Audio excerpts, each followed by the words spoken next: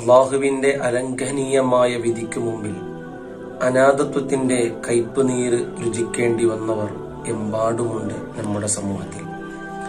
ഉറ്റവരുടെയും ഉടയവരുടെയും അഭാവം ആത്മീയ ശിക്ഷണം, മറ്റു വിദ്യാഭ്യാസം ആർജിക്കാതിരിക്കാൻ കാരണമായി തീർന്നവർ, സമൂഹത്തിന് ദോഷമാകുന്ന യുവത്വം സൃഷ്ടിക്കപ്പെടുകയും ചെയ്യുന്നവർ എന്നൊക്കെ ആകുമെന്ന് ചിന്തിച്ചുകൊണ്ടാണ് ഷെയ്ഖുന നൂറുൽ ഉലമ MA ഉസ്താദ് ആ മക്കൾക്കും വിദ്യാകേന്ദ്രം വേണമെന്ന് ചിന്തിച്ചുകൊണ്ടാണ് യതീംഖാനയ്ക്ക് രൂപമുണ്ടാകുന്നത്.